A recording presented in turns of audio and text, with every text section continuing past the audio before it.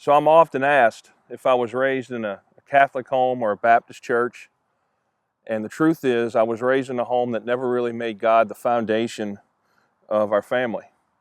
So we went to church on Christmas and Easter and a lot of times in between.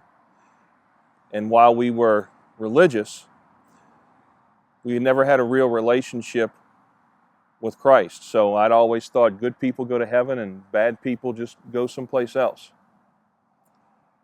So my wife actually led me to Christ while she was discipling our children, teaching our children their verses for Awana. And I remember walking by the dinner table one night, and God clearly let me know that she was doing my job. You see, as the man of the house, I was called to be the spiritual leader of the family and of the home, and I was failing. So after going to Bible study with her one afternoon, I started hearing things about relationship and the differences between religion and relationship. And as a passionate duck hunter, there were verses that really defined for me how much my Creator loved me and wanted to have a relationship with me.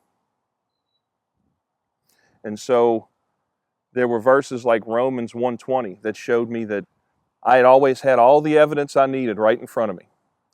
The beautiful pink sunrises over a cypress swamp, the way the wind cups through the wings of mallards as they break down through the trees, and the colors of a drake wood duck. I had always had everything right in front of me to see that I can see God through His creation and in nature. And one of my favorite times of the hunt is when the decoys are set, you have time to reflect, sit back against a tree, and have a cup of coffee and look at the stars. And I think that's why Psalm 8:3 really resonates with me so well. Psalm 8:3 says, "When I look at the heavens and consider the works of your fingers, the moon and the stars, what is man that you're even aware of us?" And that's what I would think. Out of all this, what am I that you're even conscious that I'm here on this planet? And then in verses like Ephesians 2:10 that say, out of all of this creation, He loved me the most because He calls us His masterpiece. And so December 11th, 2010, while chasing greenheads, I gave my life to Christ. And I told God that I have nothing to offer you, nothing to give you except my life. But I promise you, from this day forward, I'll spend my life honoring and glorifying you. And so I was saved that day in a flooded cypress swamp. I had my revelation outdoors, which just a year later would become the name of our ministry. Our goal really is to do everything that we can do to fulfill the last commandment of Christ before His ascension, and that is to make disciples. You know, our passion is chasing mallard ducks, but our mission is leading men to Christ.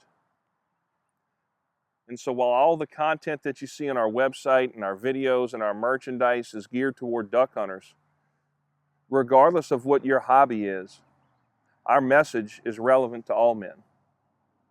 And we feel that one of the most powerful verses of Scripture is 1 John 2:6, because it establishes the model of discipleship and it lays the foundation for our Christian walk. 1 John 2:6 says, "Whoever says that he abides in Him ought to walk the way He walked." But to apply 1 John 2:6, it's critical to understand the humanity of Christ. It's what makes us able to relate to Him and Him to us.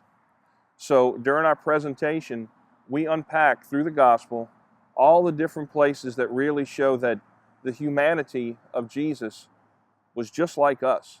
And we do that because real men relate to real men. We talk about how courageous Jesus was when He was interacting with Pilate in Matthew 19. And the anguish and the agony He felt in the Garden of Gethsemane before His arrest. And the way He fiercely defended the temple. And then how He finally displayed himself, revealed himself to the disciples on the beach in John 21. We also talk about probably the most important aspect of discipleship, and that is the necessity to surround yourself with other godly men. We call them Psalm 1 men. And Psalm 1 says, "Blessed is he that walks not in the counsel of the wicked, nor stands in the path of sinners, nor sits in the seat of scoffers. But his delight is in the law of the Lord. And in his law he meditates day and night." And then finally, we tie all these concepts together with a call to action. We don't just want to entertain guys for an hour and a half. We want there to be a real response.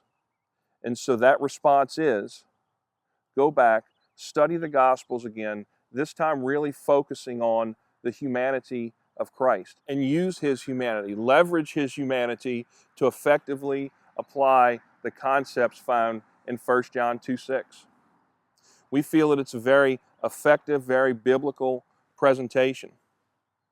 It's very well received, but it's also one that establishes very attainable, achievable goals for men that they can use to deepen their relationship with Christ. We thank you for your interest in our ministry. We look forward to partnering with you soon to reach the men of your church. You can contact us on the web at Revelation Outdoors, find us on Facebook, or shoot us an email. Thank you.